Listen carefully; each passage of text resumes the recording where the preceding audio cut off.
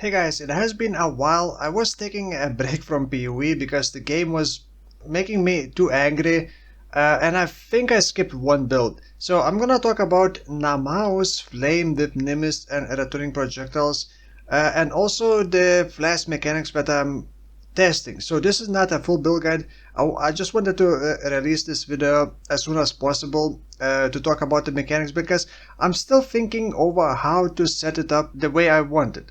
So I'm gonna be getting healed for 20% of my life each time a flask is used, utility flask.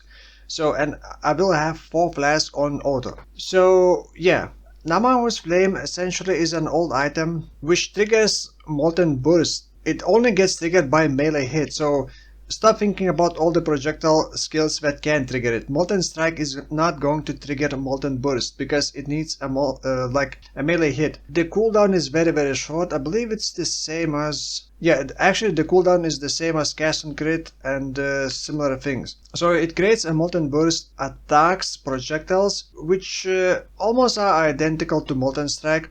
But with the returning projectiles, we can actually shotgun and overlap really well when we return. It triggers on top of enemy. It's not coming out from you. Rain down around the enemy.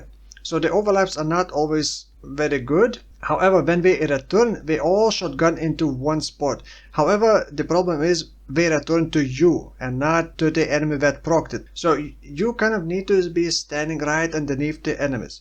And Cyclone makes it easy to do that because you can go underneath the enemies and just stay in a spot while still kind of dodging. So with Nimis, all the projectiles fire like randomly, which is annoying, but with this it doesn't matter because returning projectiles always return to you. I bought it for 40 divines.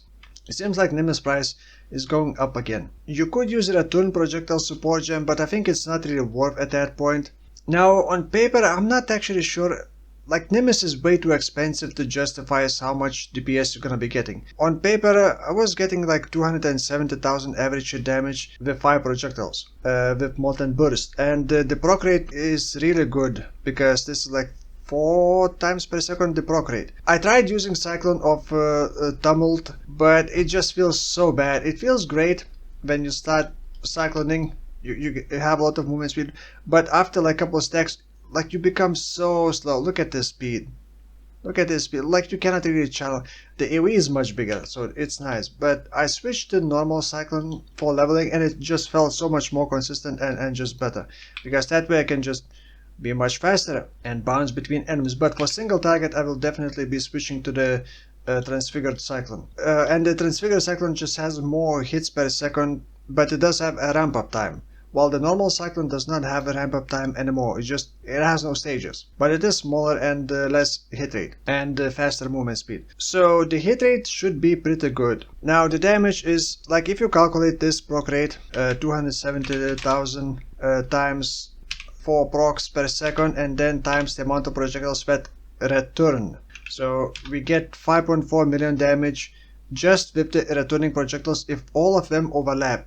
So you have to be standing in the right spot all the time and tanking. The tanking part is I'm actually very unsure about now because initially I thought about going with the doppelganger body armor and mitigating a bit more physical and here's damage taken and have a bit of regen, because the way I wanted to do is stack charms that recover these kind of charms. Recover 5% of life when you use a flask. So when flask gets triggered, it also counts that, and we do stack. And also hits have 10% chance to deal 50% more area damage. It is area damage, those projectiles are area damage, we can overlap. So it's essentially a 5% more DPS. These flask modifiers also stack. Right now I only have 2 charms and 1 death which was taken. So currently I have 15% and only 3 flasks.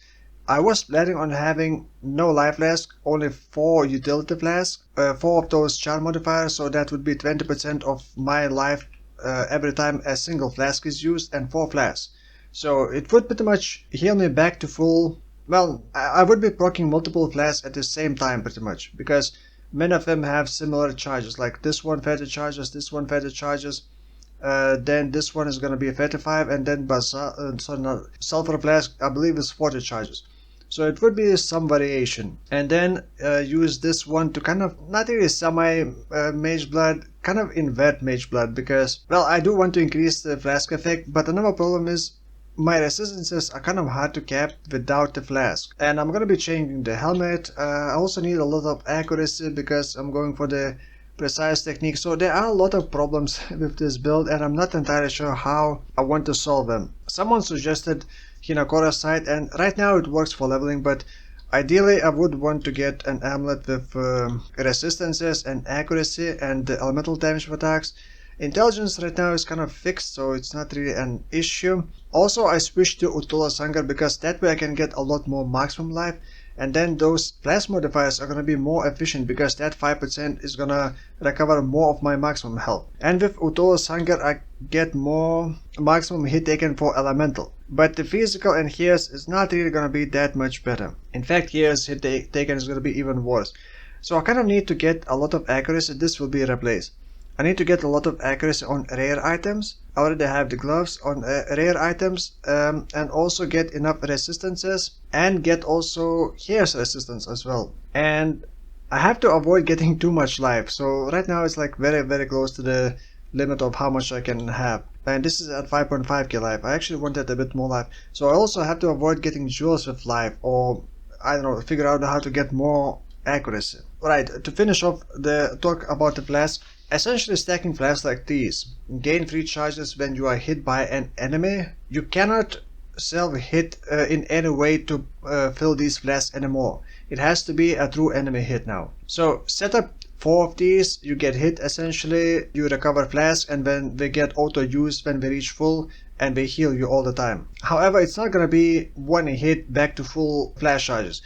You probably could set it up that way. It would be very difficult, but you also want to get increased flash charges gained. So I actually managed to roll this on a build, 30% flash charges gained, and also got this one Balbala, and I believe I have right here I have 10% increased flash charges gained. I need 34% to push 3 charges gained to 4 charges gained, because with 30% it would still be 0.9 and it would not round it up. You need one full number, so you need 34% to push from 3 to 4 flash charges gain. So essentially you want to increase the amount of flash charges gain and reduce flash charges used. That way every 2 or 3 hits you're gonna be recovering your flask back to full, but still you have to survive those 2 or 3 hits. And I think that's gonna be a big drawback of this build, because without the flask I won't be able to, and if enemies only hit like really hard with 1 or 2 hits and I won't refill my flask, I'll just be dead. So I could actually even get these flask nodes, but increased flash charges gain I don't need more, and it's not really gonna change anything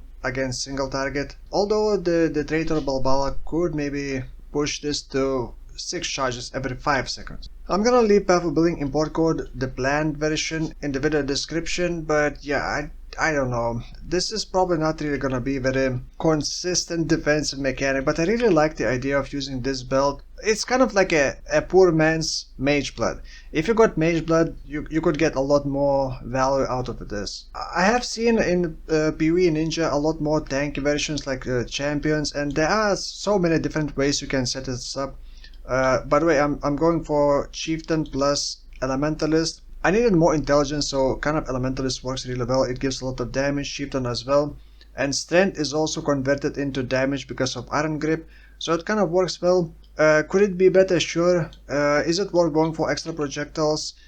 Maybe, but when you have like 5 projectiles already, getting an extra 1 projectile instead of getting damage is not really efficient. It's better to get more damage per projectile than to get an extra 1 projectile. The next video I will hopefully make it like a full version of this build, but I'm not sure if it's gonna be successful or not. So there's a chance that I won't make an updated version of this if it just performs like really poorly, but it seems like it could have potential for damage, but not really for tankiness. But yeah, I guess we'll see. By the way, if you don't know, Ngamahu's flame does not need to be linked because it's a skill inside the weapon, so the links don't matter. I am missing a couple awaken gems. I'm not level 80, but I will be using awaken added fire, awaken LA damage of attacks, and awaken vicious projectiles, and awaken fire penetration. And awaken elemental focus. Oh my god, this is gonna be expensive. It's gonna be expensive, and it may have like 6 million DPS at most. And at that point it's gonna be like 60 plus divines.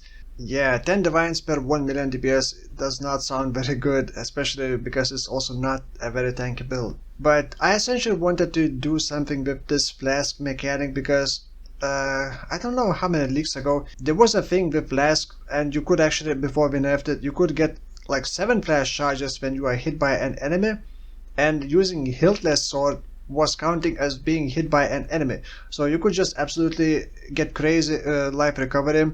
But back then we didn't have charms, and you could only get 5%, I believe, was from the Pathfinder. You were basically only recovering 5% of life when flask get triggered, but you could trigger a single flask so many times per second that having like 4 or 5 flasks, basically making you immortal. And that was pretty cool, and I kind of wanted to do that again, sort of, but I think it's not really gonna be as good anymore because you have to actually get hit by an enemy now. So yeah, that's pretty much it for this video. Thank you for watching, and I will see you in the next one. Bye bye.